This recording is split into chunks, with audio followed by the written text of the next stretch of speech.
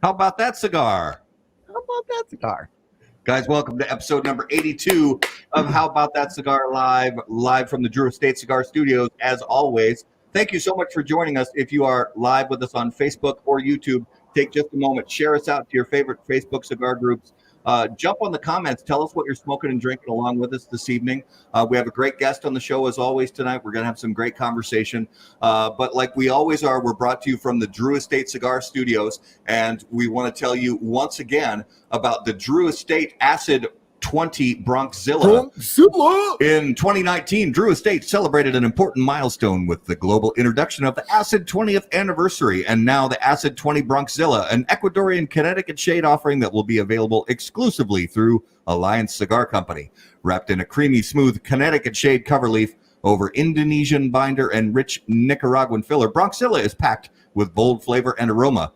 Each 5x54 Robusto is blinged out in chrome foil and packed in a 20-count box, emblazoned with the Acid 20 logo. For more info, please visit drewestate.com and alliancecigars.com.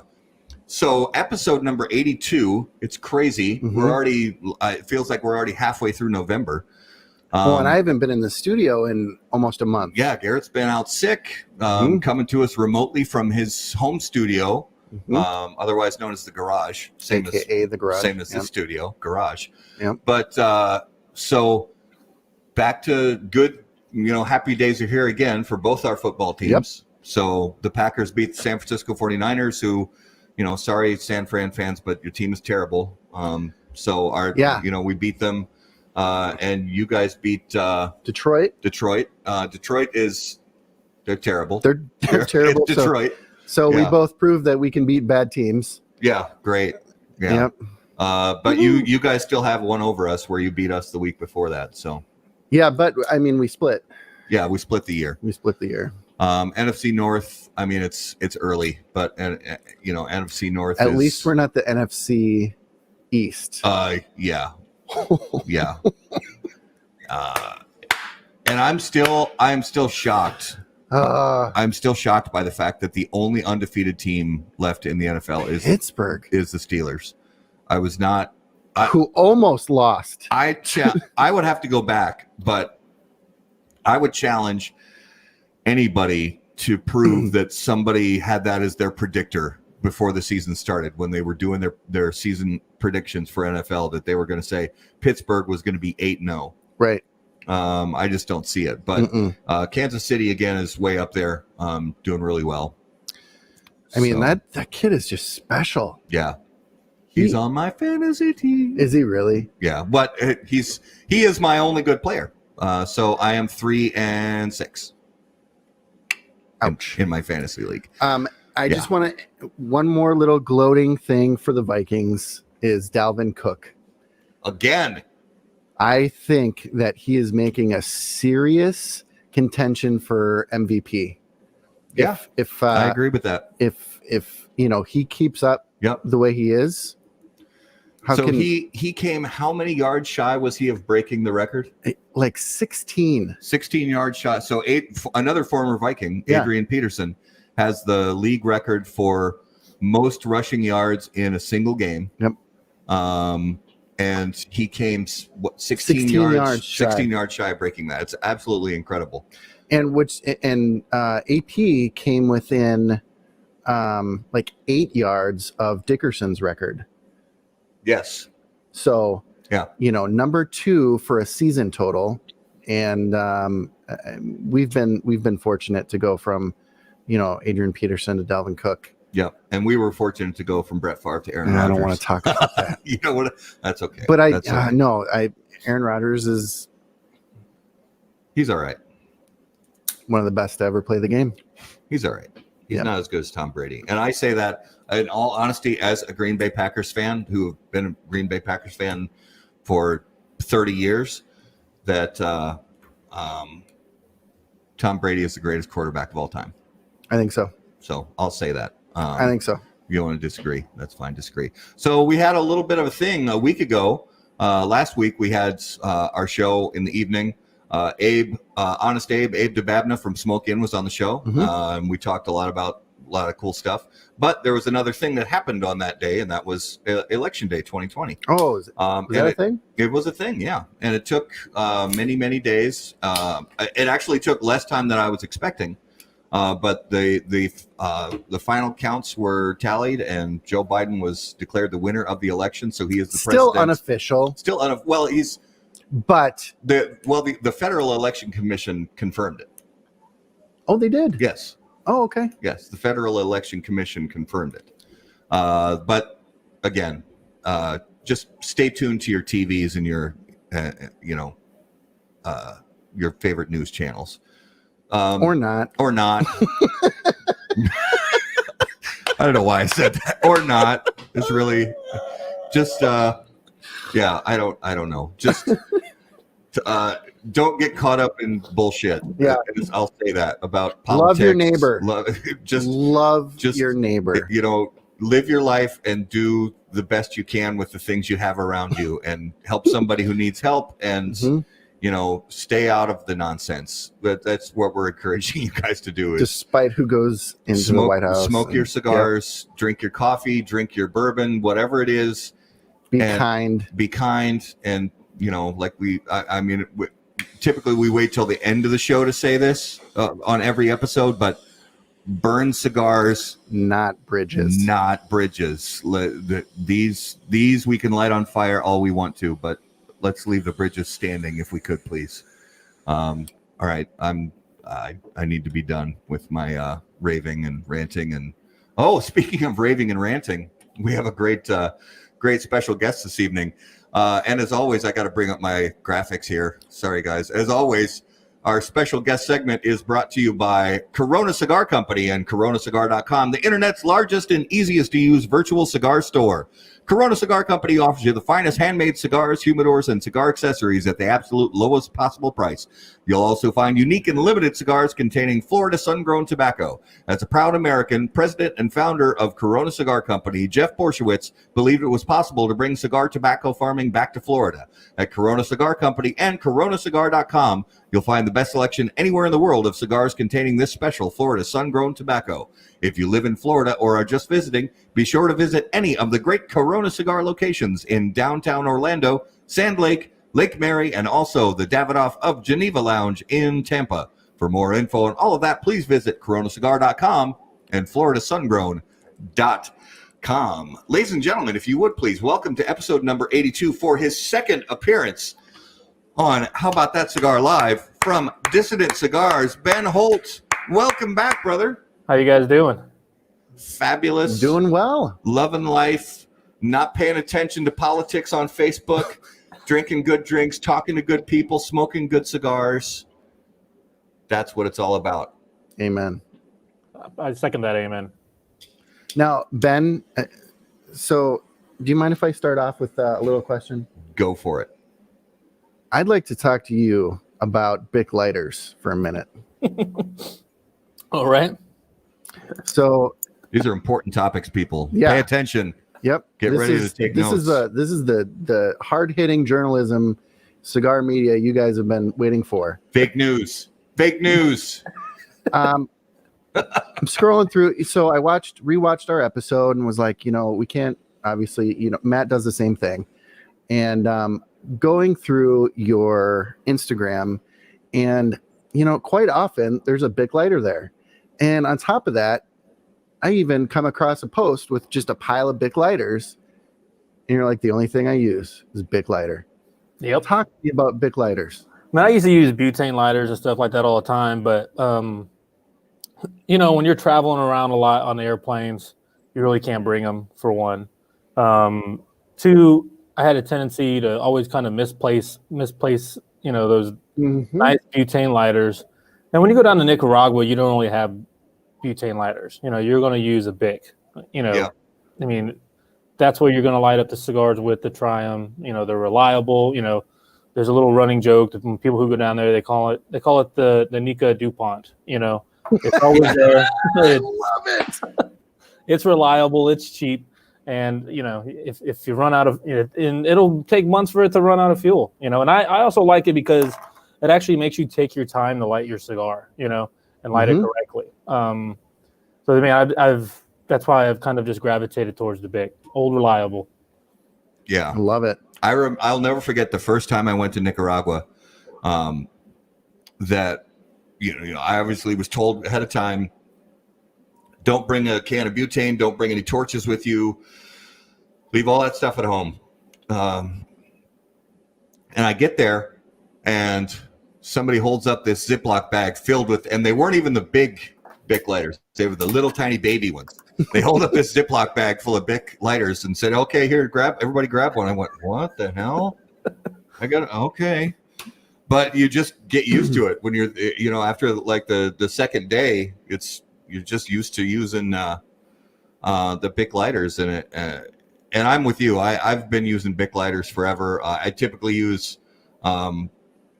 torches now, just because I'm a super impatient guy. I know I need to be more patient when it comes to, especially lighting my cigars, but I'm not a patient person. I'm working on that. But I challenge anybody who, and I've seen it a few times where people have said, I can taste the difference between a Bic lighter and a butane lighter. Yeah, let's do a taste challenge on that, because I call bullshit. Yeah, you're not. I mean, it's odorless, tasteless that they put in Bic.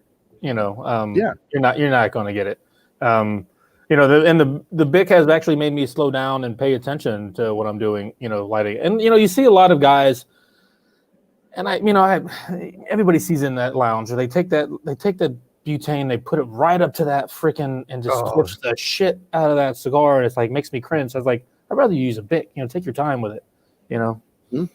That actually reminds me of, I don't know if you've seen the interview that Marvin Shanken from Cigar Aficionado did with Michael Jordan.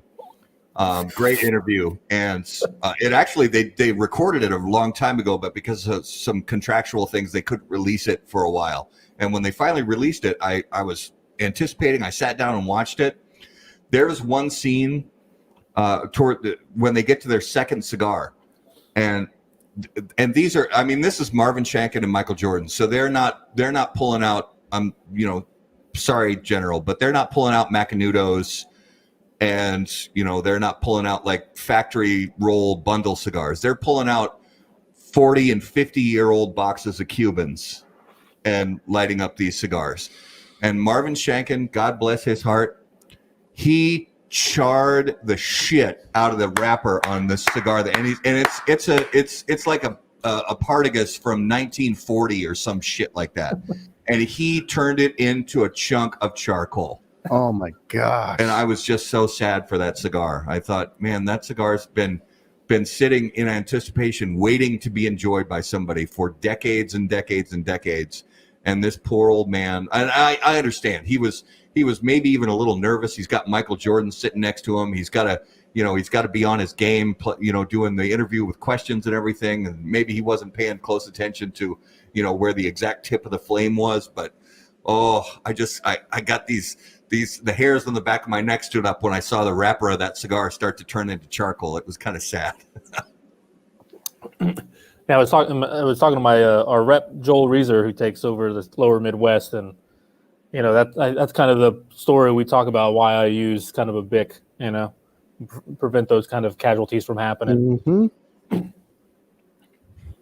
So, Ben, since last time you were on the show, things have been weird, 2020, because you were on the show right around this same time last year. Mm-hmm. Yep. And none of us obviously could have foreseen what 2020 was going to bring.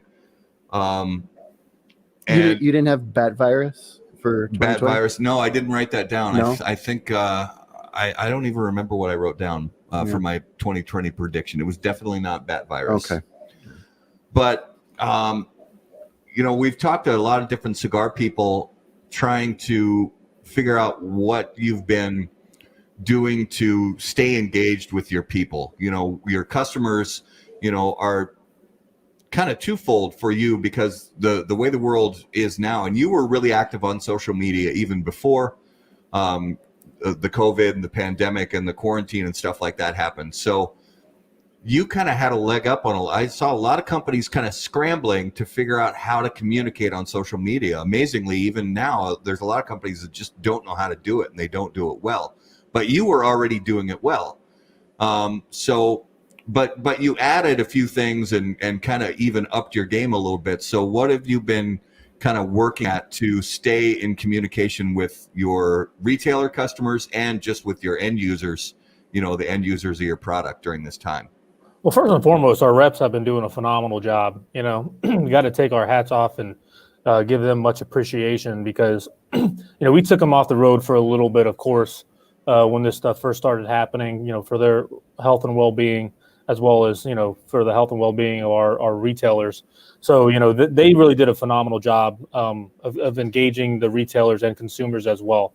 What I've been trying to do, and I've encouraged them to do, and what we've been doing with Oveja Negra is getting on, video herfs and, engage, doing little podcasts and Instagram videos and stuff like that with our retailers to, one, show them support, but also bring attention to some of the products that they have on their shelves and help drive business their way during this the COVID and the economic impact that it's having.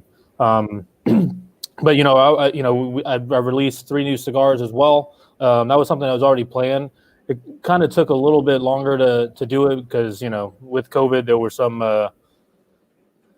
delays with things with shipping and countries getting shut down and things of that nature. But it still went off really, very well. We got that out and got some more excitement back into the industry, especially with some new product that I know a lot of people in the industry was looking forward to. But our retailers constantly were reaching out to us. We've always tried to do everything we can to help support them in any way. And this really kind of showed that partnership that we're committed to with retailers. Yeah, well, and that's good too, because retailers, we say it all the time that especially the brick and mortar retailers, our regular shops, whatever communities we live in, those regular shops that we like to visit with people, we like to sit down and smoke. Staying in contact with them is something that's important for us, even as cigar consumers. Mm-hmm.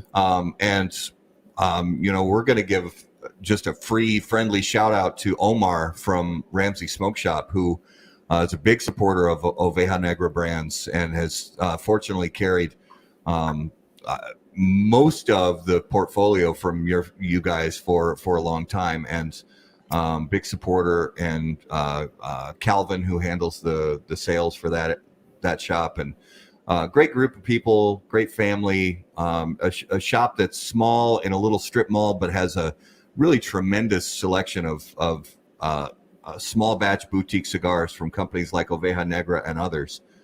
So, on that point, to piggyback, if your local shop doesn't carry Oveja Negra and you want to support a great brick and mortar guy who's doing it right, look up Ramsey Smoke Shop in Ramsey, Minnesota. He will ship out to you, and check them out. Yeah, absolutely. But it is important for us as consumers, even, for Garrett and I as cigar media, and Ben, even for you as, a brand owner, you're still, your consumer hat is, every once in a while you got to put your consumer hat back on. And it's fun just to walk a humidor and just pick some stuff out. And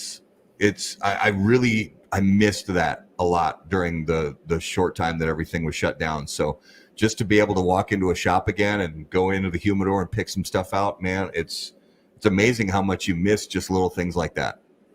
Yeah, and a huge props to a lot of those retailers out there that quickly adapted to this. I know it wasn't easy for them. It sure as hell wasn't easy for us either.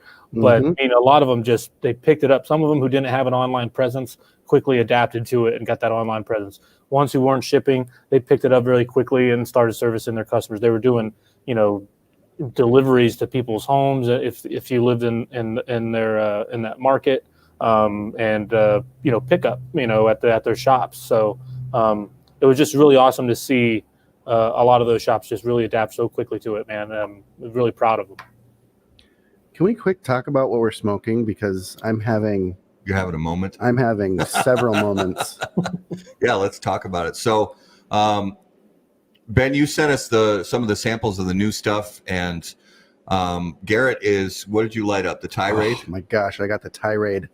So tell us a little bit about the blend from this new tirade. All right, so the blend, it's San Andreas wrapper on it, and all of them come in one size. So this comes in a Corona Gorda. It's a tirade. It has Nicaraguan filler with some Dominican as well in it. So it's definitely on the fuller side. You're going to get that spice from that San Andreas. That's very prevalent with it, and with some of that Nicaraguan tobacco. But you'll notice some of those other nuances with the Dominican that's in it. It's going to give it a little bit of saltiness to it. I'd like to see it kind of give an analogy of it like a kind of a little bit of a ramped up block in a sense. But yeah, definitely on the fuller side. Something that goes really well in the evening with some good bourbons and the like. But then you're smoking the Rave, Ecuadorian Connecticut. It's going to be the mildest of the cigars that I have made. It goes really good. It's a great breakfast cigar with coffee, but it has some Pennsylvania broadleaf in it. That's definitely going to make it pop. It's not your typical light Ecuadorian Connecticut. You're going to get that creaminess, but you're going to get a little bit of that power to it. And then when I'm even just looking at the foot smoke coming off Matt's cigar is, I think, a lot oilier than my cigar. But that broadleaf, that Pennsylvania broadleaf, because I get a little bit of that that kind of dirty sweetness, if that term even makes any sense. That kind of dirty sweetness combination that you get from broadleaf, and that the foot smoke coming off it. Because typically, Garrett's right, you don't get this billowing kind of foot smoke off of a Ecuadorian Connecticut wrap cigar, but that broadleaf really, when it combusts, it really gives out a lot of smoke. Dirty sweetness, was that your college That was nickname? my nickname in college. And Joel Reeser again, I just saw him this past weekend, and he was asking me about it, and he knows how I like to make my coffee, and when he smoked that, he knew exactly what I was going for. I like my coffee black, I like my coffee strong, but I like my coffee with a lot of flavor, and that just really blends very well with how I like to wake up in my mornings. The third one I did, I just finished it. It was the Rant's a Petite Corona Pennsylvania broadleaf. I used Medio Tiempo in it, and also used some Dominican as well, a special, a really unique tobacco, Dominican Hutch, as we call it. Very unique. It's a powerhouse of a little stick. Has a lot of flavor, a lot of strength. Definitely on the fuller side. But if you're one of those guys that like that little wake up, the little kick in the teeth a little bit, with a lot of unique nuances, the Rant is definitely where it's at. Well, and it's nice because I've kind of been on a Connecticut surge for the past few years, just picking up a lot of old school Connecticut's that I have enjoyed for a long time, and enjoying some of the new ones that have been hitting the market. And I like ones that can be multi-purpose, that they go really well with coffee in the morning. And I'm the same way. I like black coffee, really strong, really flavorful, and a cigar to go along with it.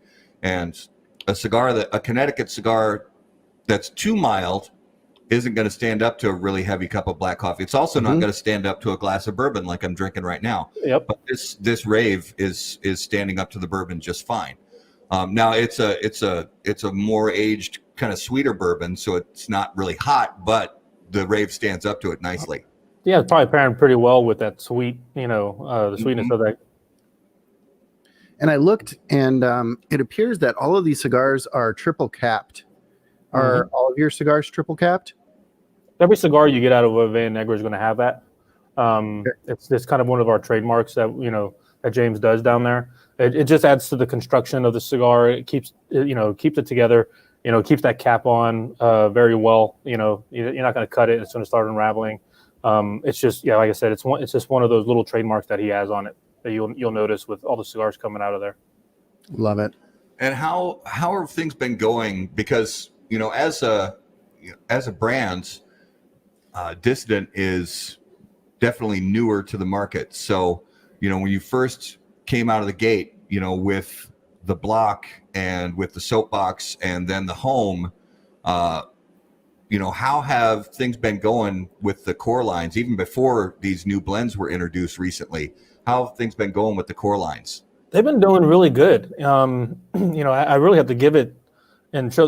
I'm humbled by and really appreciate all the fans out there that are buying it. They really love it. I have people.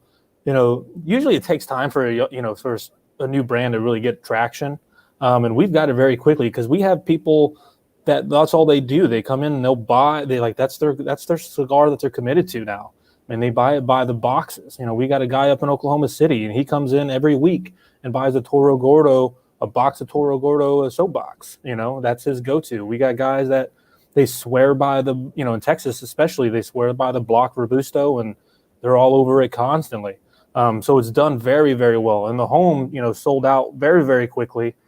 People constantly, asking me if they can get more and fiending for it, which, again, really grateful for it. And it's been all over the place. I can't pick which really look, I really have to crunch the numbers to find out which SKU is doing the best, but by and large, they're all doing relatively equal to each other. In different markets, certain ones do better, but, different palettes and stuff, but people are still, at it and it's selling still to this day. Of course we had to slow things down a little bit with COVID, but everything stayed on track.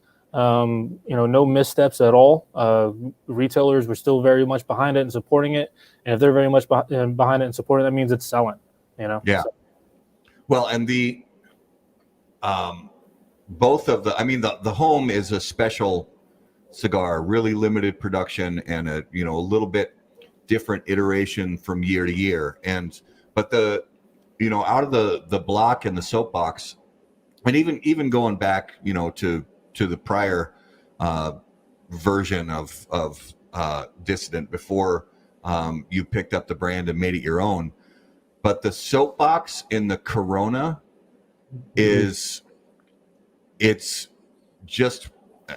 it's a great cigar. Yes. It is a cigar that I enjoy regularly. And it's a cigar I recommend to people all the time. That because it's really and as much as I like the block is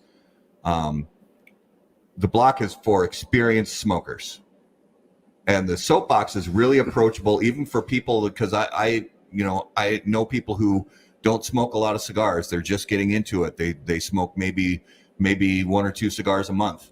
The soapbox is so approachable, and I've even had a couple friends who are kind of in that camp where they only smoke one or two cigars a month, where I give them a block Corona, and within the first inch of the cigar, they ask me where they can get them.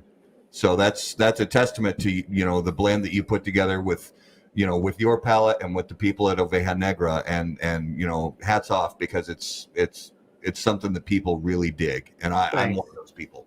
Thank you. Yeah, and of all the Vitolas, it was the Petit Corona and the soapbox that I was probably a little bit more reserved about. Didn't know how it was going to do. It being a Petit Corona. They traditionally don't. They have a place in the market, but they never really perform exceptionally in the market. But the Petit Corona, it's done phenomenally. And it exceeded my expectations. So I had to go back, next production, and have to reevaluate some numbers, which is a good thing. I'm really blessed by it. I swore by it. I knew it was a great blend in that size, and I think it's the belle of the ball really in that blend. And I'm glad other people are seeing that and appreciate it as much as I do. Yeah. So what, if you even know these numbers off the top of your head, I'm just kind of curious, because small brands, all like yourself, all the way up to these massive brands that have huge factories that are, the size of, nuclear plants. But what are your production numbers look like? And not Oveja Negra as a whole, but just for Dissident. How many cigars with the Dissident brand name were released, say, in the last year? In the last year, man, I've done about two big productions, and each one of them had about or each SKU was about 400 400 boxes for each SKU in them. And And we still have, of course, some of them I wanted to over project because of, what was going on with this year and anticipating trade shows and stuff like that. But we are, currently, and we are sold out of the Soapbox Petite Coronas. They are gone.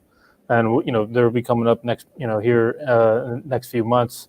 And then when I'm looking at so of course the Robustos and the Toro Gordos, and I kind of did a little bit more with those, honestly, because I know those are going to be constant.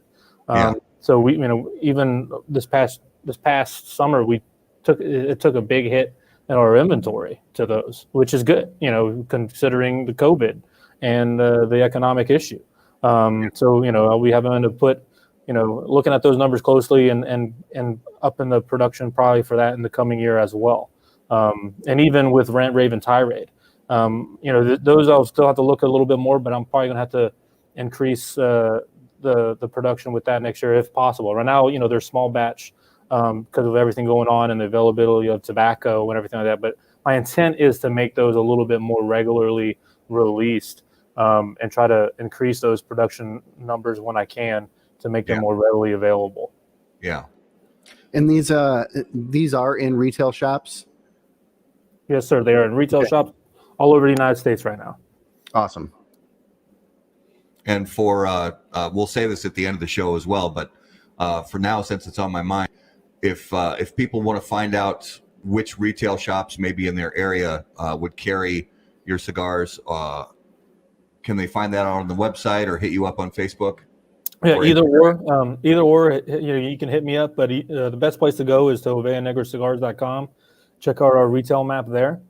And if you're a retailer locally doesn't carry it and they're interested, tell them just to drop us a line on the website, and we'll get back to them. We'll have we'll either one of us personally as a brand owners or our reps will definitely reach out to them and get that covered for them.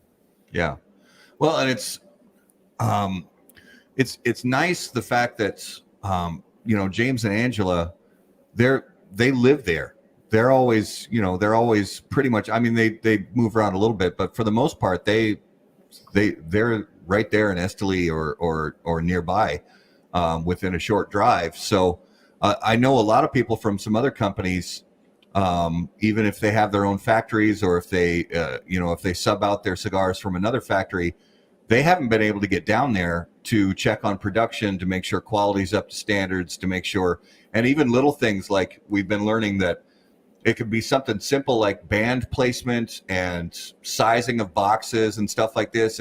If you can't be there to check on that stuff, it could be a costly mistake. So it's cool that, with the Oveja Negra family, you guys, that James and Angela are there and they can check on that. Have you been able to get down there? And if not, how soon do you think you might be able to get back down there again?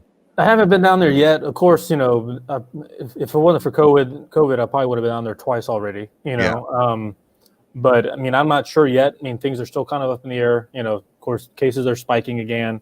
So, we'll see what the travel restrictions are going to be with that. If they get lifted anymore or if they get more strenuous, we'll see. But, I am thankful that to have James and Angela down there, even with Rant, Rave, and Tirade, and we're trying to get this out, like I said, anticipated, we knew there was going to be some setbacks, but, really grateful for them, especially, like you said, going over boxes and bands. James would be in communication with me like, hey, does this look good? Do we need to do this? What's up? What do you think about that? Yeah. And, we were able to, resolve any issues before they even occurred with that via just, telecommunications, thank God, Yeah. So, and just having, that close-knit relationship that we've had for many years. So, in good hands. One of our regular viewers, John, wants to know, he says he's looking forward to trying. What would you suggest for a medium to full smoker? If you like Maduros, then I would recommend the Block. Would definitely be right there. If you want to try one of the new ones, the Tirade would be in that category. Those would be the two in the Dissident line that I would strongly recommend. But the Soapbox itself and the Robusto, that's a solid medium-bodied cigar. If you're into that with some little bit more complexities and flavor, that could be definitely right up your alley. Yeah. Well, and John, this, to tell you, I'm smoking the Tirade for the first time right now. It does start out medium, and you just get a slight spice on it. So that San Andreas doesn't hit you like some of the other San Andreas wrappers out there. At this point, it's not overly spicy at all. You get a lot of great flavors from that filler and binder in here, and it is just fantastic. So Thank you. If you're going medium to full, this is the Tirade is a great cigar. Well, and here's Ben. This is a question I have because I will say this: when I first got this package with these new samples in it, and I saw this rave, I saw Ecuadorian Connecticut, and I saw box press, and my eyebrow went up a little bit because truth bomb here. I tend to have issues with when it's a Connecticut shade wrap cigar that's a box press. I tend to like them better in rounds Parejo Vitolas, and I it's probably completely irrational on my part. It's probably just an old school thing that goes back 20 years, and it's just what I prefer. But this it works really well, and I think part of it might be the shaping of the box press and how delicate and fragile Ecuadorian Connecticut can be. You can have maybe sometimes issues with tearing or burning or cracking, which, by the way, I'm not having any of those issues right now. And the flavors off of this rave are really great. What I would call amped up, adjusted, classic Connecticut flavors, and I think it works really well together. But what did you try? A round cigar with the rave blends, and just found that it worked better for what reason? For different reasons, and you said we're going to go with the box press instead. Yeah, I wanted to go with the box press too because it's a soft box press. It's not a hard box press with that, and I think that's kind of instrumental with that. Like if you're going to try to do a hard box press on a Connecticut, you're probably going to have some tearing and some and some bust on it. But with that soft box press, when you do a soft box press and when you light it up, that heat's going to expand it, very slowly, and I think that gives a little bit more of that airflow into it, and more flavors to be able to, for a person to capture more flavors on their palate with it, Yeah. And a lot of people are very finicky with Connecticut's, as I am. I was a very picky Connecticut smoker, but I think this way it kind of shows more of that flavor profile of what a Connecticut could really be about. Yeah, I think it works well, and to be able to put, like I said, to be able to put a blend that's milder in a soft box press that. I'm getting what I expect to get out of an Ecuadorian Connecticut shade wrap cigar, but I'm also getting the little bit of nuance that it's nice to have. It's nice to have like I said, that sort of earthy sweetness from the Pennsylvania broadleaf, and I dig it. I really do. I think it's a very solid blend. Awesome, thank you. And the other thing that I see with a lot of box presses too is if it's not done right, it will be so soft that the draw is wide open, and I can just tell from this cigar that is definitely not the case. Yeah, the draw's right on, and you can see from the head of the cigar where I cut it. There's even a few seconds after a draw, there's still a little bit of smoke flowing through those channels in there, and that's just, it's good construction. So it's again a testament to the people at Oveja Negra that know how to build a cigar that's going to smoke properly and not be frustrating for the smoker.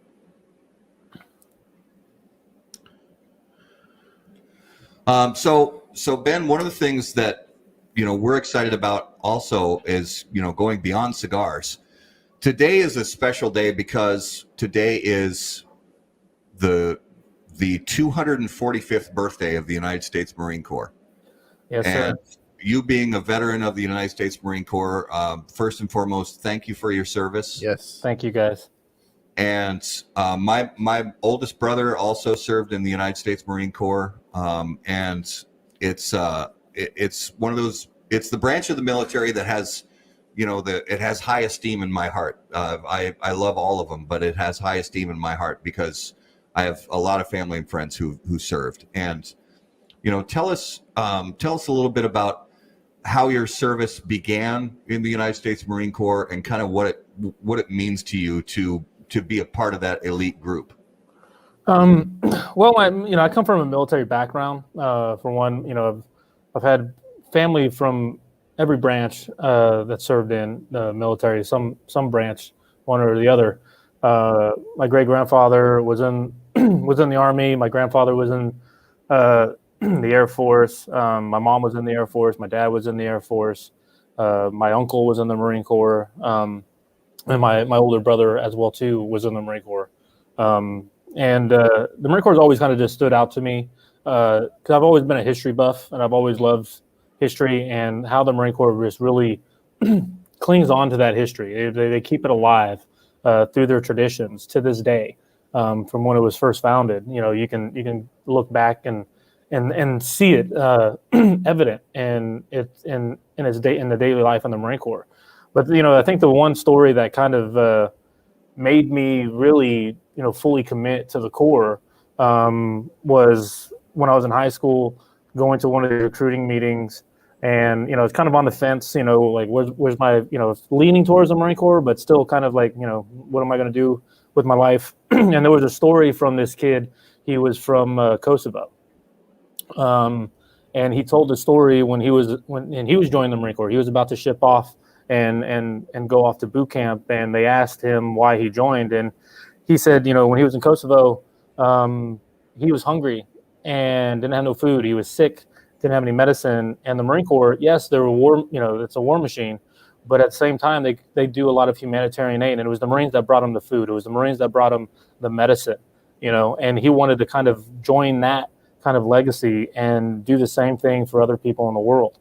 And that was kind of the moment that I was like, I'm doing this, not only, the war fighters and they go out and their whole mission is to win battles, but at the same time, they are an organization of also goodwill for the United States, and I've known numerous friends that were in the Marine Corps. Even in my time, we did humanitarian missions and helped out people of many different countries. They're in many different crises. Besides, war-torn areas, sometimes natural disasters and things like that. But that was the reason why I did it. And it was one of the most honorable things I ever did in my life was join the Corps. Well, we sincerely thank you for your service. Yeah. And when did you join? Where did you do basic, and what was your specialty? I joined in 2004, 2 weeks after I turned 18, 2 weeks after I graduated high school. I went off to Parris Island, South Carolina, stepped on those yellow footprints. And then I graduated in September from boot camp and went off to MCT at Camp Geiger, North Carolina. But my MOS was 0811. It was our field artillery, cannon cocker. We, pulled stream, go boom. So after Camp Geiger, I got sent up to Oklahoma, to Fort Sill, Oklahoma for a few months. Graduated in the top 10% of my class at Fort Sill, and picked a duty station in Hawaii. And was stationed out in Hawaii, but wasn't really on Hawaii too much. We got deployed a lot over to Asia. Did some time in Japan, Okinawa, Thailand, and then also spent time in Iraq. Did a deployment to Iraq as well too in 2007, and then I got out in 2008. Okay. And did you see any action while you were deployed? Nothing crazy. Okay. We didn't. Most of it, when I was there, we were part of the surge, so we did a lot of police work over there. The goodwill rebuilding the country. So we did a lot of stuff with convoy security. We ran into a lot of IEDs and disarmament IEDs, that kind of stuff. Training the Iraqi military and working with them on getting them up to par. A lot of those, a lot of those things. There was a lot of hectic moments, a lot of dangerous situations we were in, of course. But the guys I was surrounded with were some of the best people I ever served with in my life. We came home, our battalion, we lost some guys, we did. But with my platoon, I was thankful enough to have guys that knew what we were doing, and we were always very cautious and had each other's back 100% of the time. So we were lucky enough not to have to endure any of those kind of hardships. Yeah. Well, and I asked you to send a picture. And so I'm going to put that up on screen right here. So I assume this is your graduation picture. Yep. That's 18-year-old me. Yeah. Wow. Yeah. I was going to grab my brother's picture too, but I didn't get it in time. But there is just something about the picture really of any military personnel at that graduation, because, although I didn't serve, I got to hear the stories from my brother firsthand, and, basic is no joke. Basic is no joke at all. And that sense of exhaustion and accomplishment simultaneously, at the end of that run has got to really feel pretty awesome. Yeah. Marine Corps basic is, it's the longest of all the basic training. Yeah. It's 3 months long. And, it was after usually after the first week, that's when you get assigned your drill instructors, your kill hat, your drill hat, and your senior drill instructor, Big Daddy. These are the guys that are going to make you into United States Marine. And you go through those phases, and there's pride in each one of those phases you get to, but it's an emotional experience at the end of that. Once you complete the crucible, that 3 days, that final exam, as it were, of no sleep, very very little food, and you're humping 80 pounds of gear all over the damn island. You didn't think you'd walk so much on this small little island, and you're going to. And at the end of it, they give you that Eagle, Globe, and Anchor, and they shake your hand, and they say, welcome, Marine. But I think one of the most interesting stories that I had in boot camp is it's hell. You miss your family, you're being screamed at all the time. You get it's miserable. But we had your kill hat. He's a disciplinarian. His whole job is to make your life hell. That is what he is there for. He has no other job but to just make it miserable. And he's that mean big brother, that's always picking on you. And every night when you go and you hit the rack, you have to get online and you count off. And at the end of that count off, whoever your guide is for that platoon will echo off the number and be like, good evening, sir. Count on deck is 84 recruits. Because you're not called a Marine until you earn that Eagle, Globe, and Anchor. So 86 recruits or whatever the number may be. But it was the last night we were on the island, and our kill hat had duty that night. He was the one that's going to watch us before we go off. And, we get online and we count off, and our guide says 84 recruits. And he said, bullshit. He's getting mad. And he's throwing stuff. He's like, count again. And we did this like 3 times. We're like, what the hell are we doing wrong? Everybody's here. He's like, I don't see any recruits. I see Marines. Do it again. And I was like, holy crap. This guy sees us as one of him now. This guy that made our life so miserable is giving us that respect. And he let us do whatever the hell we wanted for the rest of the night. Hung out with us, bullshitted with us. And we saw him as a human being, for once. Yeah. That's so cool. And one of the things that, I wanted to kind of dig into some of the cool and interesting facts about the Marine Corps. And it's really amazing how many sort of famous, notable people in the world have been, have been United States Marines, and, some of the cool or maybe not so cool Marine movies, that have been around over the years, and even some of the cool facts about the Marine Corps. So,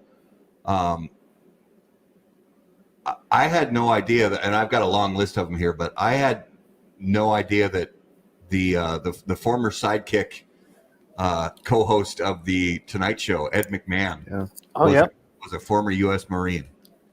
Yep. That I mean, some of them I already knew, but that one was kind of amazing to me. Who are some that you just know off the top of your head, like famous folks that were United States Marines? Drew Carey, he was in the Marine Corps. Shaggy, the hip hop artist, he was in the Marine Corps as well. Who else? It wasn't me.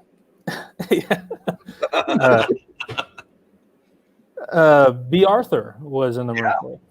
She was a female Marine. One of the Golden Girls, yeah, she was in the Marine Corps as well too. And then Rob Riggle.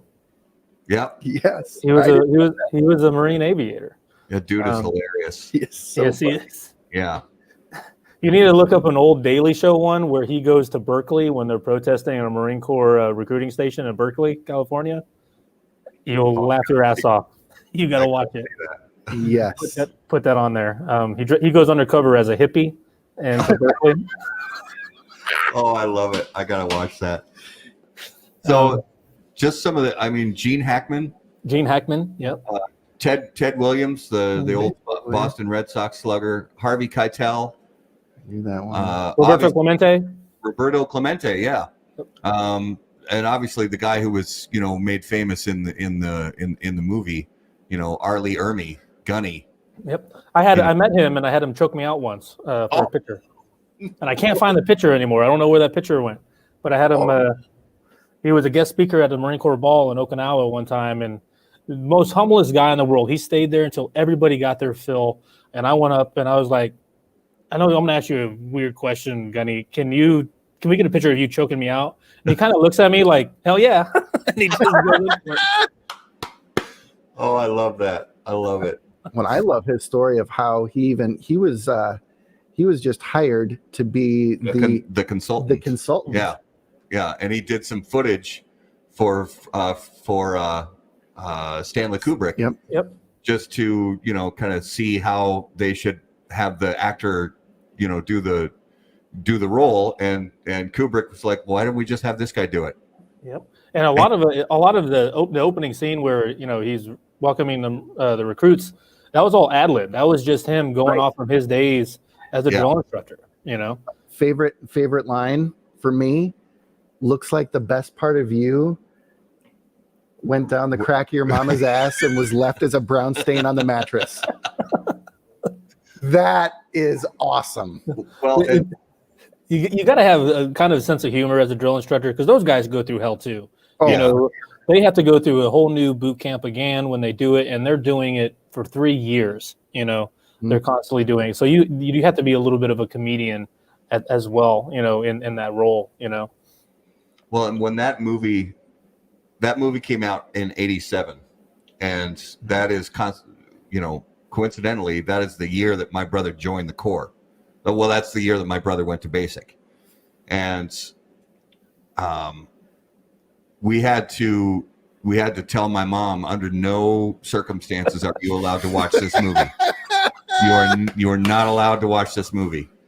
And I watched it quite a few times, and my brother graduated and got home from from basic, and I got to see him for the first time in many months, and I said, how realistic is that movie? And he said, kinda. He said maybe it was that way back in the 60s in the Vietnam era, but it's really not as there's a lot of Hollywood in there, but he said there's some stuff about it that's really pretty real. So it's I mean, there's definitely elements in there that are still relevant to this day. Especially with the drill instructors and how they behave. I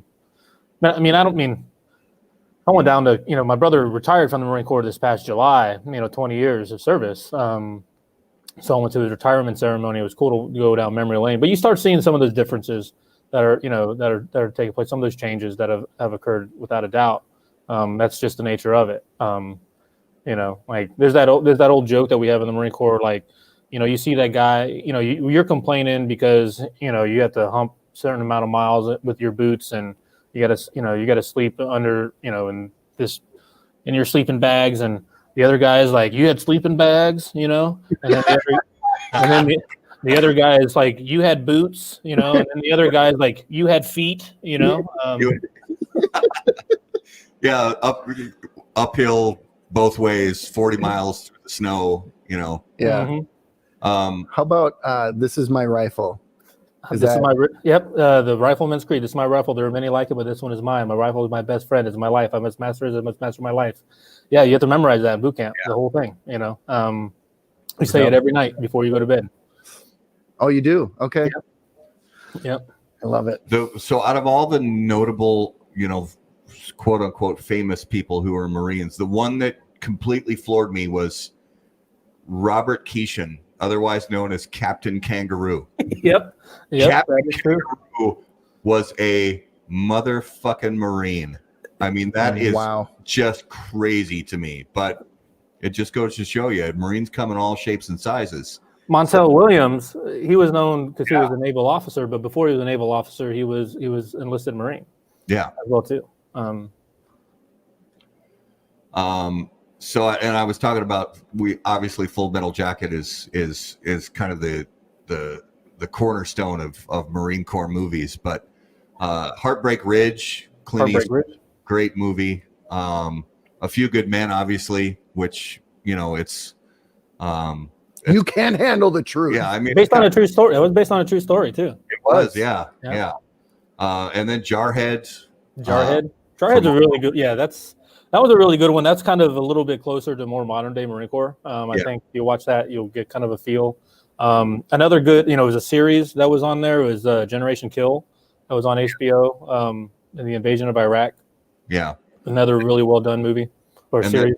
Then, the kind of the follow-up miniseries after they did Band of Brothers, they did The Pacific, which was about the Marines who basically fought through pure hell to keep the shipping lanes open through Asia.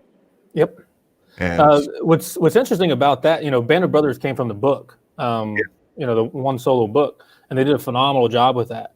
Which I think what they expanded on with the Pacific is they actually took a number of books and cross-referenced them, and you told these stories of all these different guys from the point of view of these books and the material from it, and how they depicted a lot of those guys. Chesty Puller to my favorite, Marine was coming up in the Marine Corps was Manila John Basilone, Gunnery Sergeant Basilone. He was awarded the Congressional Medal of Honor for his actions on Bougainville. Went back to the United States, and once you get the Congressional Medal of Honor, you never have to go see combat again. That's one of the stipulations of it. But he wanted to go back. He trained his Marines. He's like, I'm going back with them.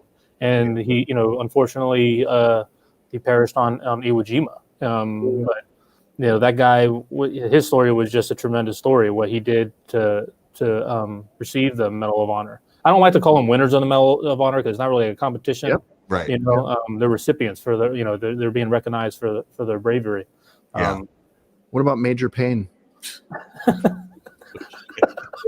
I purposely left that movie off of my list. Major Dad. Major Dad. Yeah. Oh God, I forgot about that show. Yeah, I did too. Major Dad. No, wait. Oh, so there's a comment here. Bob Ross, the painter guy on PBS, was Air Force. That's right. I had no idea that he was a veteran. That's awesome. Happy little trees. Yeah. I love that. These are some things that I thought were interesting facts about the Marine Corps. And the first one that I have written down I just read it today on a website, and it makes sense now that I think back to this movie, A Few Good Men. But it says, while in uniform, Marines are forbidden from putting their hands in their pockets. Mm-hmm. So that's confirmed that is a big no-no. Yep. One of the scenes from A Few Good Men when they're interviewing, Tom Cruise's character, they're in one of the interview rooms talking to, the private and the lance corporal that are going on trial. At the end of the scene, when he goes to exit, and Tom Cruise's character is an officer, he goes to exit, and this Marine stands up and he puts his hand really forcefully, like aggressively, shoves his hands into his pockets. And I always just thought it was just sort of a, hey, screw you. But now reading this, and getting it confirmed from you that it was like the highest level of insult to not only not salute the guy when he exits a room, but to put your hands in your pockets. That gives that whole scene a new meaning for me. Huh. Well, one thing too is that there's a misconception, and you'll be able to point this out in movies.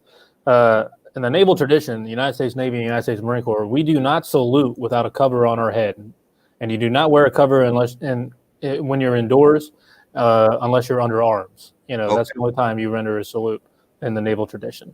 Interesting. Yep, the Army and the Air Force, they'll salute indoors, but not in the naval, not in the naval side of things. Okay. There's a little bit of there's similarities, definitely, of course, especially with the Marine Corps and the Army. There are some crossovers, especially how we do our rake structure.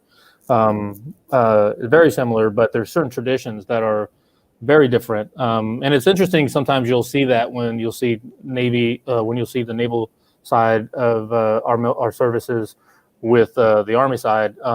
You'll definitely see those, especially when they're in formations and how they form up and things of that nature. But I mean, the Navy and the Marine Corps have some long traditions. The Army does too. But I think with the Army, it's more unit specific, more so than with the Marine Corps. It's Corps whole. Right. They carry it all throughout the whole Marine Corps. Yeah. Well, another thing that I didn't put on my list, but I remember reading on a website today, and actually I saw this on 2 or 3 websites, that specifically, somebody like yourself who is, a Marine who's deployed, who is, and sorry, I don't know the terminology, but is in a combat area and is fully deployed with all his gear, that when he's fully outfitted is wearing and carrying about $14,000 worth of gear. Yeah. It's incredible. I mean, it's amazing. You're probably lugging around about 80 pounds worth of stuff on you. Yeah. But yeah, I mean, even, when you calculate how much it costs to train, if somebody in the military, it costs about almost $1 million, Wow. and tax dollars to train one individual person, so we ain't cheap. Yeah. How many MREs have you consumed? Oh God, I don't even know. There came a point where, like, what I would do when I was go out to the field is I would go over to the grocery store and just get a whole bunch of different kind of food to pack in there, because I just got tired of eating MREs all the damn time.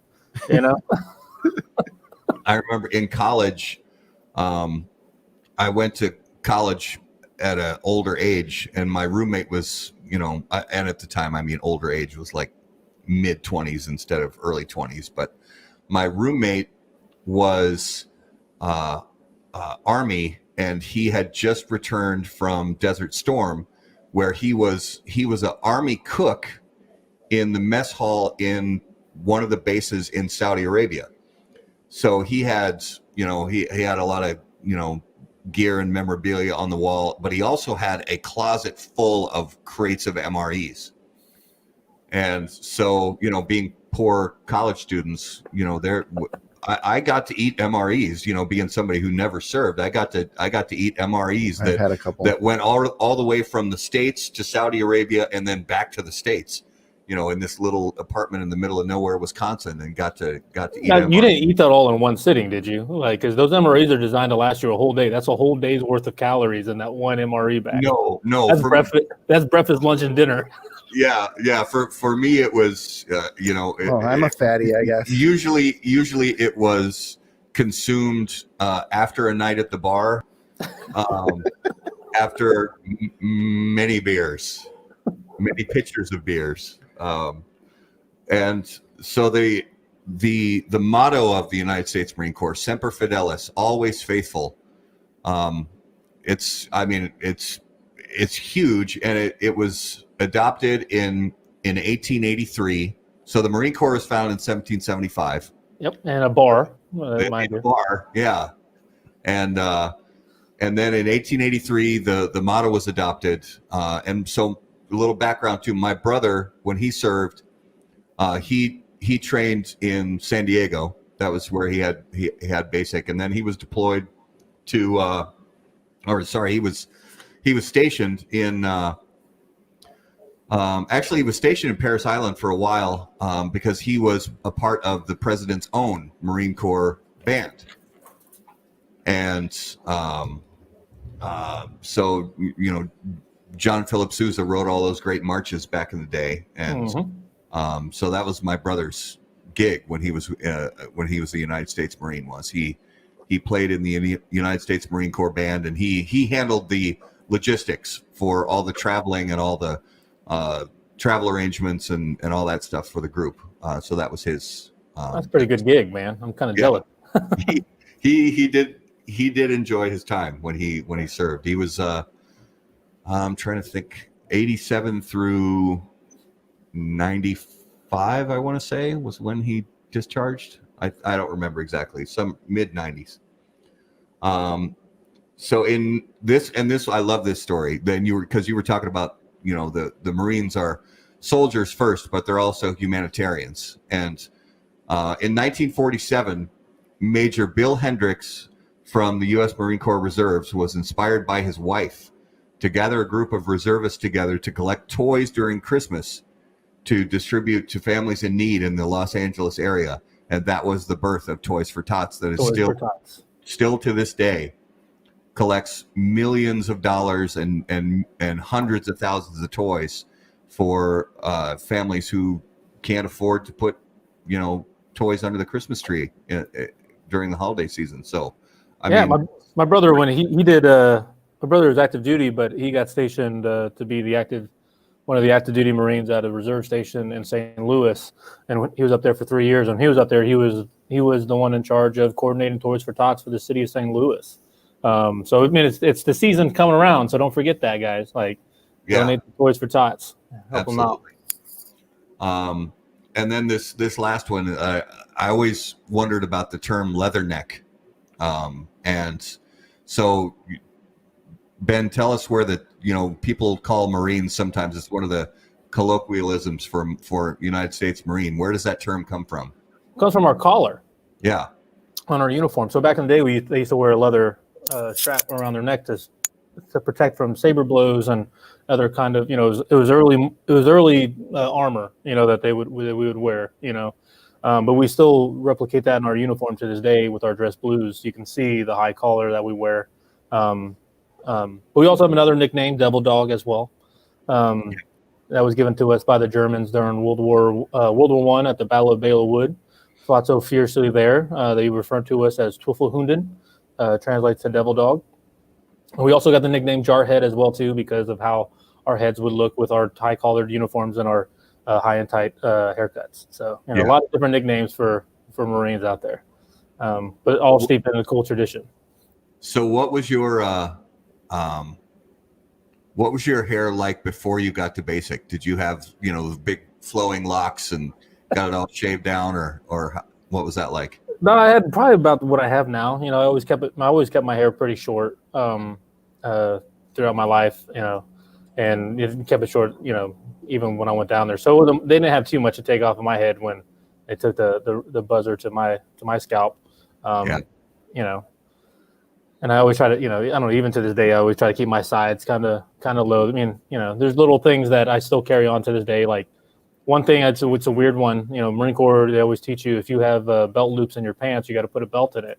And to this day, I do that. Like if I don't have a belt in my belt loops, I feel kind of weird about it. Yeah. I remember my brother before he flew out to basic training. My mom suggested that he just go ahead and get a really tight buzz cut. And fortunately, the recruiter that worked with my brother during the recruitment process said, "Don't do that, because if you show up at basic training already with a haircut like that, you're going to get razzed even harder. They're going to say, what, you think you're already a Marine?" and that kind of thing. So yeah, you don't want to give them any more ammo. What was the nickname for a Marine sniper? I heard this old guy. You talking about Carlos Hathcock, White Feather? No, I want to say it was like dog or hog, and it stood for something. I never heard of that one. I mean, certain snipers would have different nicknames, especially really prestigious ones, that achieved some great feat. Like Carlos Hathcock, he had the longest confirmed for the longest time, and he used to wear a little white feather in his hat in Vietnam. They call him White Feather. I don't know. I've never heard that one. I learned something new. Yeah, we'll have to look that one up. So, yeah, I appreciate you going through those kind of interesting facts about the Marine Corps. I always love learning new stuff about that, and I'm also a student of history and love to kind of know where these great traditions come from, because here's another weird one for you. Yeah. So the Nazi Germany, the Luftwaffe, one of their most famous maneuvers that they would use was dive bombing, right? That's what made them very effective, was the implementation of dive bombing. They adopted that from the United States Marine Corps in the Banana Wars in the early 1900s. Really? Yeah. I found it. Wow. Oh, what is it? So HOG stands for Hunters of Gunmen. And the scout snipers were known as pigs, but the actual snipers were hogs, hunters of gunmen. Nice. I like that. It's good, good little acronym. So another acronym is POG, and that we use in the Marine Corps. POG, personnel other than grunt.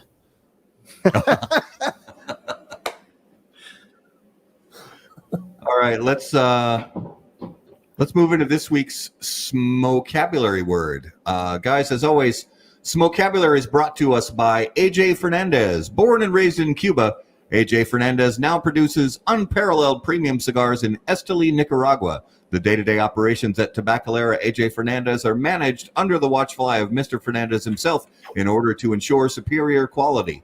The AJ Fernandez portfolio of premium cigars provides blend, strength, and flavor profiles to match the preferences of any premium cigar consumer. Whether it's New World, Dios de Gloria, San Latano, Enclave, or Bellas Artes, you are sure to be satisfied with a premium cigar from AJ Fernandez. And in the tradition of the last few weeks, we're keeping this week's Smokabulary word simple. So this week's Smokabulary word is cherry. I like cherries. So now when we're talking about, so Ben, I don't know if we had this on the show last time you were on, but its Smokabulary word it's either a word that's completely unique to the premium cigar culture, or it's a word that's repurposed in the premium cigar culture. So what comes to mind, if I'm talking about smoking a cigar and I say the word cherry, what does that mean to you? Probably talk about the ash, Absolutely. So yeah, it's the ember. It's the lid, it's the end of the cigar. So when somebody is talking about smoking a premium cigar and they're talking about the cherry, that's what they're talking about. You want to keep that, you want to keep it glowing, but you don't want it to be, white hot. And if your cherry is this long, just stop.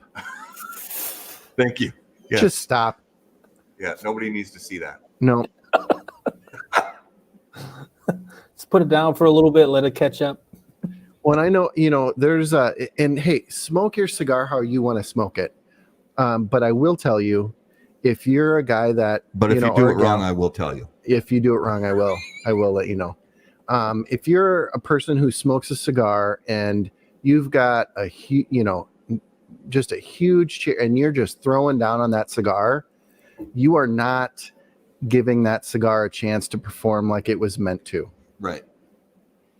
Yeah, if you're puffing away at it so vigorously that the lit end is glowing an inch long, you've got to slow down. Yeah. Go have a drink, go to the bathroom, come back and purge, slow down. And then you're not going to chug a Lagavulin 30, right? Like you're going to sip on that, right? So same concept. Sip on it. Yeah.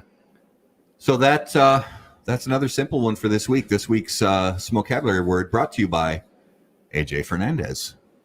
And now it is time for Numero de los Muertos. Oh, where's my music? There it is. Oh, it's not playing right because I screwed up the thing. All right. Doggone Well, it. we'll get it on the outro. I feel so sad right now. It's all right, man. That's all right. Numero de los Muertos is brought to you by Oveja Negra Brands. They bring you premium smoking experiences forged from tobacco, time, and talent. Comprised of Black Label Trading Company, Blackwork Studio, Dissident, and Emilio. Oveja Negra Brands provides smokers uncompromising blends renowned for their flavor and lasting impression. Oveja Negra, where art and tobacco collide. Join the flock. Visit ovejanegracigars.com to learn more. I have to play it. I have to.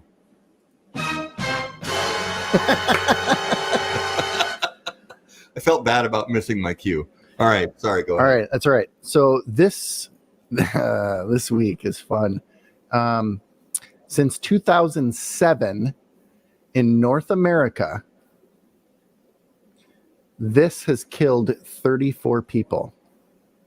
Since 2007 Mm-hmm. in North America, Mm-hmm. 34 people have died from this. Mm-hmm. E. coli. Ooh, no. It's a good guess. I'm gonna get us off. It is not an illness. All right. As always, viewers and listeners listeners after the fact on the podcast, sorry. This is why you guys listening on the podcast, we love you for listening on the podcast, but you should really watch the show live. Live viewers, put your guesses in the comments. Not an illness. Mm-mm. 30, is it okay? Is it 34 people total since 2007? Mhm. Okay. So that's a small number. Yeah. That's all right. 13 years, 34 people. That is a really small number. That could be anything really super random. Mm-hmm.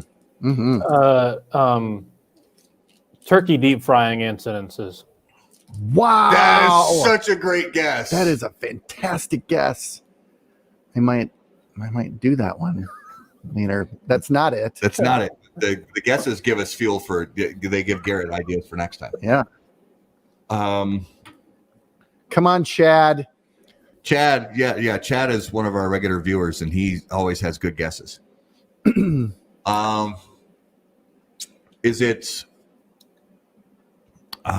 Is it related to like workplace accidents?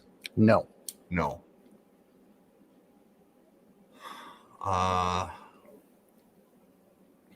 Driving? Anything with automobiles? Nothing with automobiles. Automobiles. Is it anything related to, because not only is today the birthday of the United States Marine Corps, tomorrow is Veterans Day. Is it anything to do with military service? That's a good no. No. Mm-mm. Okay. I like how Garrett, like, he's like, oh, maybe he gives you that idea, like, maybe you're close. Like, nope, not even. Yeah. Welcome to my world. Yeah. Oh, wow. That's such a great. No, that's wrong. Our brother from was it New Zealand? Is he from New Zealand? I believe so. Yeah. Welcome. Thank you. Yeah. Thanks Thanks again. for watching, brother. It is not bungee jumping. Not bungee jumping. Oh, Chad says He's now. Are you, Chad? Are you saying you're thinking about an answer, or are you saying thinking is what kills people? It could, because it's a good answer either way. is. I think the number might be higher, though. You know, Yeah. Ooh, roller derby. Oh, that's a great guess. I love it. It is not. Not roller derby. God, what a great guess. it's just sporting events. It has anything to do with sporting events. Sports? Nope. Not sports. Mm-mm. And it's not workplace. It is not. It's not military. Mm-mm. Um, And it's really difficult. This one is a difficult one to give clues for. so these 34 people, do the deaths take place in the home? Location is irrelevant. Okay, location's irrelevant. Is this mostly men or women? So most of them are men. But it's not gender specific. Correct. Okay.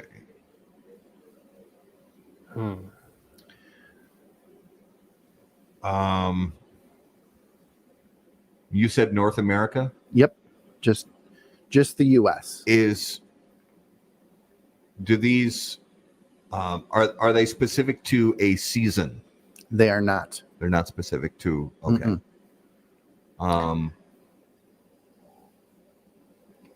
Are they specific? So Are they hobby related? it is not. And I'm going to read some demographics here. So the number of annual emergency department visits involving this increased from 10,000 in 2007 to 20,700 in 2011. So in just 4 years, it doubled. Is it ladder accidents? Chad's guess. It is not. We did do ladders. Did we do ladders? I think so. So a lot of ER visits. Yep. And this has been associated with cardiac arrest, myocardial infarction, spontaneous coronary dissection, and coronary vasospasm. Is it yelling? Ooh, no. It's not like throwing a temper tantrum? No. That's good. Because I was thinking about our brand owner here. I'm thinking about Dissident. I'm thinking about ranting, raving, tirades. Okay, so I just fired up the rant, by the way, and two puffs in, I dig it. Here's another. So this it's a growing industry, and it's predicted to reach 61 billion by 2021. From reading Facebook posts.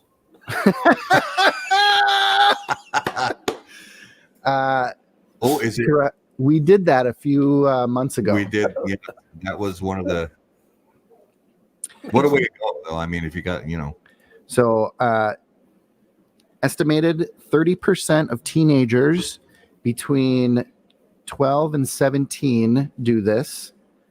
Is it military personnel found that nearly 45% of deployed service members do this at least once a day. Well, oh God, I think I know what it is. Do talk about masturbating? Is it masturbating? It is not masturbating. I was about to say the same thing. Is it self-driving cars? No. That's kind of is that well, self-driving cars, that kind of is masturbating. It is a little bit. Never mind.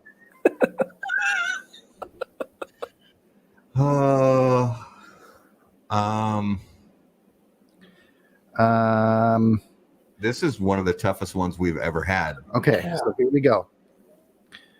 Although commonly promoted as supplements, these can boost performance and cognition. These have also been reported to have numerous detrimental side effects, particularly cardiovascular and neurological. It's energy drinks. It is energy drinks. Yep. See, there's another reason why I don't drink those things. I mean, I can't drink them because they make me feel weird. But I tried one time. It was a Monster something or other energy drink, and it literally, I felt like my arms were no longer attached to my body. It felt so unnatural. I mean, I can attest to it. I mean, the military get those things all the time, and especially when you're deployed, you get the small cans of what they called Rip It was the brand of it, Rip It, and man, they were in every chow hall, anywhere. I mean, they just gave them out to us. Yeah, I can see that. I can definitely see that. And I got that idea from your Instagram feed where you were throwing down a energy drink. Was it the Surge? Mm-hmm. Well, I guess. I mean, Surge isn't really energy drink. Surge goes. It was, Yeah, it was like the precursor for energy drinks. It was. Yeah. it's like Jolt Cola. Right. You know, Yeah. it's just a little bit of extra caffeine, but Yep. it doesn't have that guarana and that other weird. Yeah. That's. I think that's the stuff that gives me the The jitters. wings? Yeah, The wings. the wings. Yeah, seriously, I was. Yeah, it was not a good day when I drank that, and it was one of the big, the big cans. Yeah, that's enough for you to drink like all day. And I chugged it in like 15 minutes, and I felt don't ever do that. My wife I does 2 a day. Oh, 2 yikes. monsters a day. Ooh, time to cut back. A little bit. Yeah. I'm going to share that one with her. Well, that was a good one, Garrett. Thank you. That one stopped us big time. So that is this week's Numero de los Muertos. So much better when I'm in studio. So much better. Yeah, because when we try to sync up our voices when he's somewhere else, it's impossible. So No. So like we said, Ben, last time you were on the show, we had just introduced the lightning round, and you've already been through our traditional lightning round questions. So I came up with a few different ones. So if you could bring back any fashion trend from the past, what would it be? Oh, popped collars, man. Popped Ooh. collars. Wow. Now, are we talking 1 collar, 2 collars, 3 2 collars? Pop those 2 collars up. 2 collars. 2 collars pop up. Yeah. Love it. I like that. That's a great one. See, Matt. that's why I liked the members only jackets in the 80s, because the collar was already popped, baby. That's right. All right.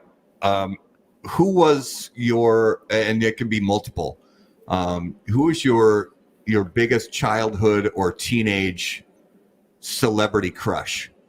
Oh man, I had like 3 of them. I had a crush on Danielle Fishel for a while, who was on Boy Meets World. Oh, Winnie? I had Winnie Cooper. Yep. Danita Keller. I had a Boy Meets World. Boy Meets had World was the Boy Meets World and Wonder Years. Winnie Cooper was from Wonder Years. I had a big crush on her. She was my first love. And then Danielle Fishel was on Boy Meets World, where Ben Savage, the Topanga. younger brother of Fred, Topanga. Yeah. And then, oddly enough, the princess from Neverending Story. Yeah. Yes. Yep. That's a good one. Oh yeah. How about you? What was yours? Oh boy. Mine was my first real crush, Elizabeth Shue. Oh yeah. And it was Adventures in Babysitting. Oh, That was yeah. There you go. And then For Karate Kid. and then Karate Her Kid. and Karate Kid for me. Yeah, that's definitely one. That's a good one. Jennifer Connelly. Oh yeah. Oh, I still have a crush on her. I mean, that, like, I mean, she's even still today. She's like 50, right? Like, But Oh. she's 50. so am I. she don't know. I mean, like, She's my age. I know. She's like 49 or 50. She's my age. she looks better than you at this age. She is killing it. But even back in the 80s when she was what was that? Labyrinth, but also where she was in they were trapped in a Target store at late one night. Oh, What's that movie called? What the hell was it? Was John Cryer the other guy in that movie? No, it wasn't John Cryer. no. But shit, what the hell? If anybody remembers the name of that movie, put it in the comments. But yeah, in that movie, I mean, yikes! You want to talk about teenage crush? Holy cow! But And Bradley Cooper, and he's just not that into you, was married to her, and then got to make out with Scarlett Johansson. yeah, In the movie. Like, Oh, I know. poor guy. Sure. I mean, he's got to, some people have, a tough life, and he's one of those people. He's just not that into you. Yeah. Beautiful mind. She Beautiful. was- She, oh yeah, beautiful. she was. All right. So, Ben, if you could add anyone to Mount Rushmore, and it doesn't even have to be a president, but I mean, considering their president's on there, maybe stick with that, but it really doesn't have to be. But if you could add anyone to Mount Rushmore, who would it be? Dave Chappelle. Yes! That I didn't even think of that. That is a fantastic answer. I love that answer. Oh man, that is fantastic. That tracks. I love that. That's that wins. That's a mic drop right there. Have a good night. Yeah. Seriously, dude, that's perfect answer. I love that. I love Dave Chappelle. I love that guy. Oh my gosh, I love him so much. That his latest Netflix special that came out a while ago, I seriously think I watch it once a week. It's just one of the funniest specials he's ever done. He's on that show, David Letterman's doing that. My Next Guest is, and he's on that as well too. It's very awesome episode. Yeah. All right, so that's our lightning rounds. Just some different, interesting questions that we had to kind of dig deep in the vault for some, since you've already had the previous ones. But and I remember your answer from the first time you were on. That one of the regular questions is, if you were about to get into a fight, what would your soundtrack music be? And yours was like totally not aggressive music. It was like. It was like love songs, like oh yeah, that's right, Linda Ronstadt or something, or was it like Whitney Houston or something? Like I just want to dance with somebody. Yeah, I love that. Unbreak My Heart. Unbreak My Tony Braxton. Celine, play the music from Titanic. Oh man! All right, so let's talk about our notable smokable of the week. Again, Ben, we talk about a cigar we smoked recently that was interesting to us. It could have been on the market for decades, or it could be brand new. So, Garrett, did you have a notable this week? Dude, I did. So, Carolina Blue. We are really blessed to do the show and get a lot of. Really smaller boutique cigars, and it's really fun. And I wasn't able to join on the show with Matt. I was sick. I had the Rona, and he had on Chris from Carolina Blue Cigars, and I got to smoke. I smoked 3 of them because that first one that I had, it was fantastic. And with a lot of these small guys, you don't know what you're going to get. A lot of times, you don't know if they're just trying to get in the cigar business because they like cigars, but that was a damn good cigar. So I just smoked a Limitada today. It was that Limitada. Yeah. That was the one that stood out, and it is very good. So shout out to Carolina Blue. Ben, is there anything you smoked recently outside of your own portfolio that kind of caught your interest? Yeah, I mean, when I was up in Oklahoma City, I haven't got to smoke the new LJZ. I was down at the factory when James was playing around with some concepts, but I didn't get to, smoke the finished product. Coronavirus, all that stuff going on, and our rep, Joel Reeser gave me one, and I was really interested, to smoke it, and again, phenomenal cigar, a lot different than the other LJZ, which I really, really loved. This one, again, surprised me. Really digged it. And I'm glad I finally got, even though I'm with the Oveja Negra brand, glad I finally got to get my hands on it. Really good cigar. Yeah. Mine this week was, Hoya de Nicaragua released the Cinco de Cadas a couple of years ago for the 50th anniversary of the brand.